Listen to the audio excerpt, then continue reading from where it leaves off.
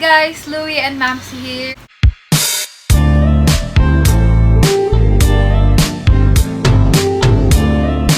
So, in today's video, ang gagawin namin ay Q&A.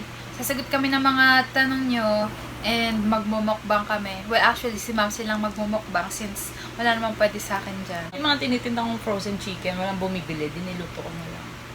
Garlic parmesan and buffalo. Ito pala si Ditche, siya yung magtatanong sa May amin. director kami dito. And taga-kain din mamaya. First question. Paano nyo po hinahanda yung sarili nyo whenever Louie undergoes through dialysis? From For Curvy Mamsi. Asuncion. For Mamsi. Prayers lagi. Pagka-uwi, during, before, dialysis, na maging safe, lahat kami.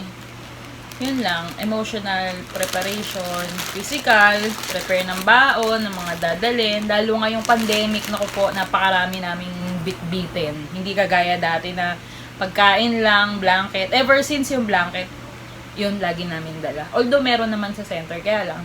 Syempre, personal use mo yun eh. Lalo ngayon, lahat. Ultimo mga damit, palit kami pag-uwi. Next question para kay Louie. Ano yung mga namimiss mong kainin at gawin? Namimiss kong kainin something na may lasa. Kahit ano, basta may lasa. Uy, nakakain ko minsan ng may lasa. Na-confine kasi ako ng September 2. Tapos after nun, sinabi ni Doc na mag no salt diet ako. So, yun. Pero yung talagang food na namimiss ko, ramen, beef, hotdog, burger, cheeseburger talaga. Pinaka namimiss ko talaga, uminom ng marami kasi nabawasan na yung water intake ko sa isang araw, 500 ml na lang siya. Tapos yung namimiss ko naman gawin, wala naman masyado since hindi naman ako ma-activity before pa ako nagkasakit. Ang restriction ko lang talaga ay yung pagbubuhat with the left arm since may fistula nga, bawal siya mapuwersa. Eh, hindi naman ako ma-workout. From GK, gaano kasakit yung karayom na tinutusok sa'yo? Oh my God. Nung mga una, as in, nakakaiyak. I mean, hanggang ngayon pa rin naman nakakaiyak, pero nasanay na ako. Yung karayom niya kasi malaki yung butas niya, tas ang tulis talaga. Parang straw ng zesto, pero mas maliit lang ng onte. Tapos, nung mga unang dialysis ko talaga, as in humahagulgol talaga ako, tas nakakagat ako sa towel, tas hawak kamay kay Mamsi. Pero hanggang ngayon naman, naka-holding hands pa rin ako sa kanya. Kasi, doon ko nilalabas yung sakit. Kaya nararamdaman ko kung masakit yung tuso, kung hindi masyado. Meron naman siyang pampamanhead, pero hindi ko ginagamit. Since nag-start, hindi ako gumamit ng pampamanhead. At saka kasi maganit na yan. Alam nyo ba pag tinutusok yan, parang Tigas. leather. Talagang, Parang belt. yung belt na padagdagan mo ng butas. Ganon. Ganon. Ganon Kaya na ang siya. sakit. Mamsi, describe Louie in one word. Strong. Kala ko One word lang eh. Bad trip nga eh. So, pang dami yan eh. Okay. Another.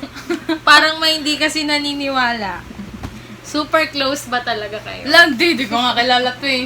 Alam nyo, nung iniwan to sa akin ng mga magulang mo, sobrang wala akong choice. Di ba nga ang tao daw, habang matagal magkasama, nagiging magkamuwa. Wala na akong magawa. Naging obligasyon ko na siya, ipon ko. Hindi ko na siya maibalik. Okay. Oh, ito.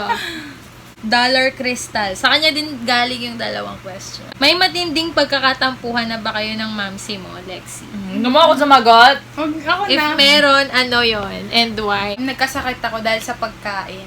Lagi naman actually. Kasi matigas na ay, naamin ko Hindi, naman. beforehand, okay pa. Kung kailan siya kung kailan nag-18, naiintindihan ko naman. Sobrang hirap talaga sa pagkain. Kaya lang, dati kasi sobrang bait niya sa pagkain, as in salad, araw-araw.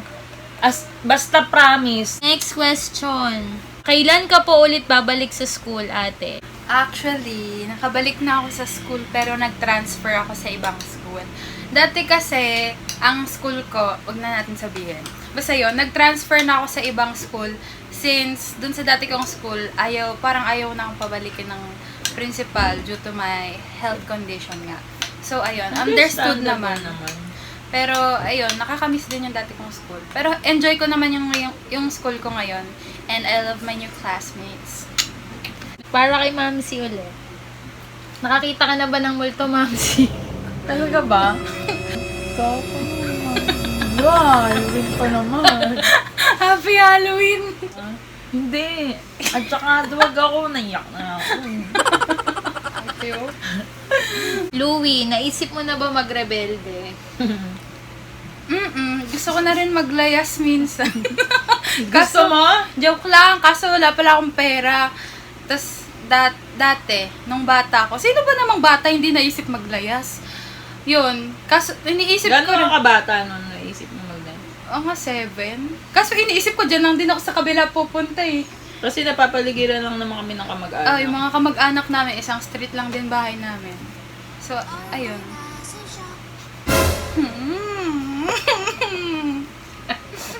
Bad trip naman yung team sa kong Shopee. Kainis. Alam nyo, ang dilim. Di ko nga alam ba't ganito dim light. Kasi naman mukha tayo na brown outan. Oh, next question, Louie. What makes you feel stronger? My family. My family.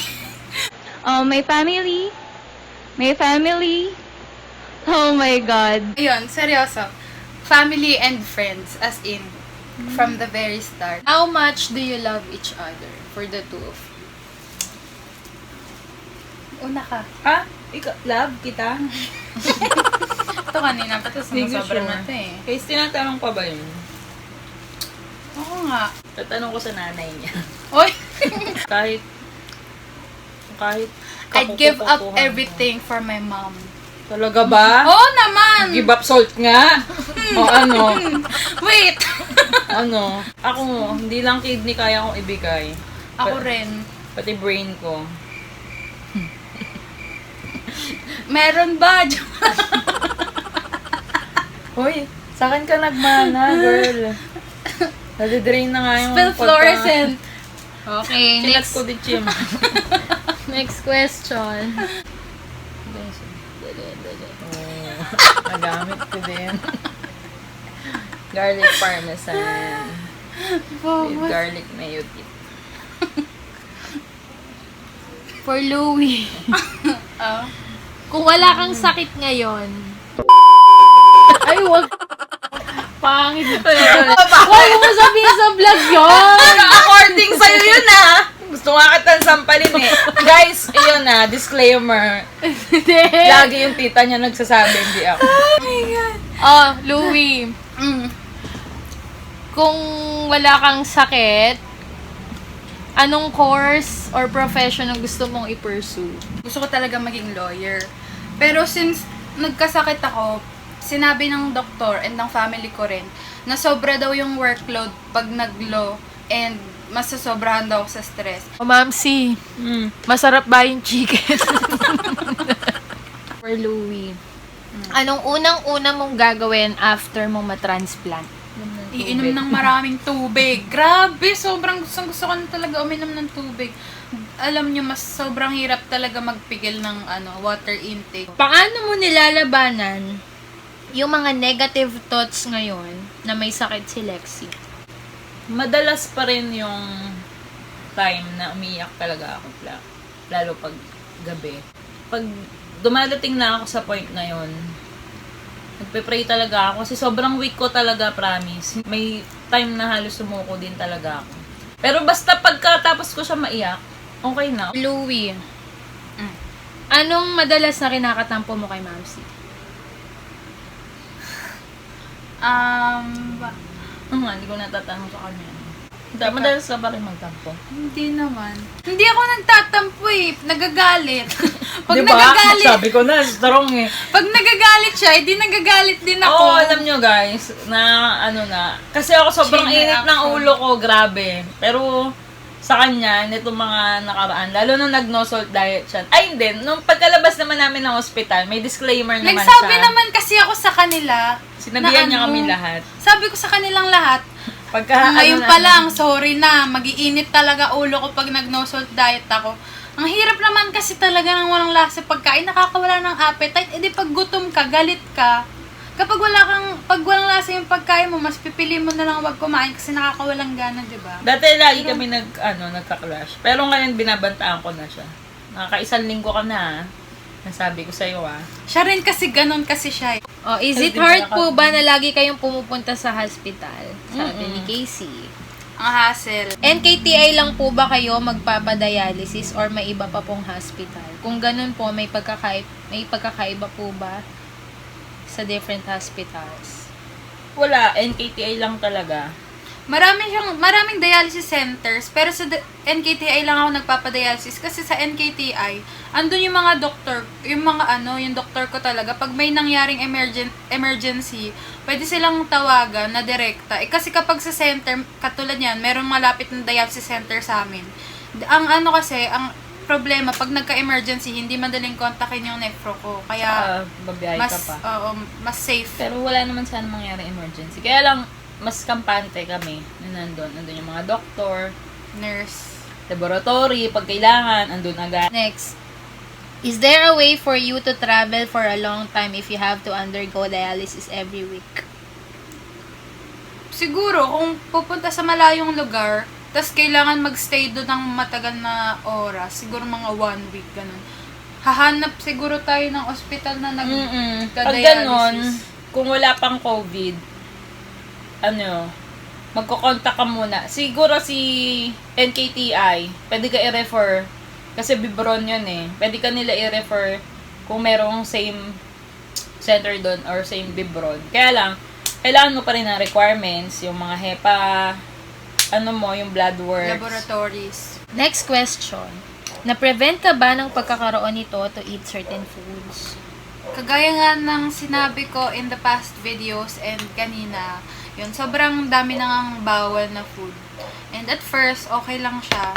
Kasi sa una naman talaga madali lang Pero pag tumatagal kasi, dahil nga limited na lang yung mga pagkain na pwede sa akin. Nakakasawa kasi pag paulit-ulit. So, ayun. Nakakawala ng gana kumain. So, pinipili ko na lang na hindi kumain. What are the things that makes you cry the most?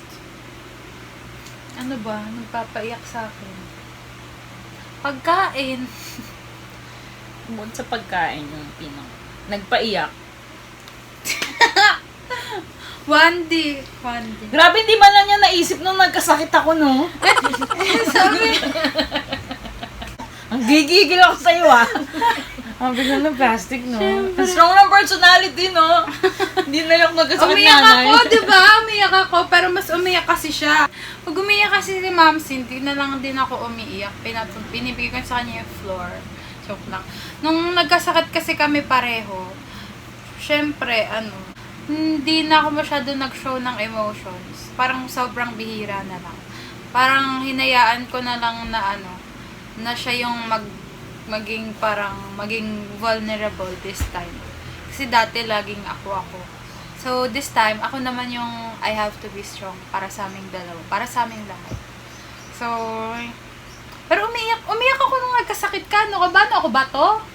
Hindi kasi nasa dialysis kami nun Nung nalaman namin na may sakit Nakuha ko siya. yung result ko, nakasalang siya. Message nyo sa isa't isa.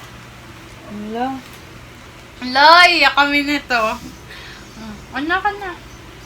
Pag namatigas ulo mo, sumunod ka kay Mamsi kahit mahirap kasi para sa'yo din yan. Alam mo naman yan. Diyos ko, kung kailan ka nag-18, please lang. Alam mong mahal na mahal kita. Long plastic. At saka, ikaw ang buhay ko. Love ya. Basta, iyakan na kami. Iyakan ako lately. Para kami. So, ayun. Message ko, Stay strong. I love you so much. Alam ko matigas yung ulo ko. Ang hirap lang talaga mag-control minsan. Pero I'm trying naman. Iyak. I'm very proud of you kasi lahat ng stress, lahat ng bigat sa pamilya natin nakakaya mo. And nakaka-proud maging anak mo kasi sobrang strong mong tao. So, hindi ko alam kung anong gagawin ko kung ako yung nasa posisyon mo. Ang galing mong nanay, ang galing mong Talaga anak, ba? ang galing mong kapatid. Talaga ba? Nasiyo na ang Ayun lang, guys, kasi naman, huwag niyo kami paiyakin. Happy tayo dito eh.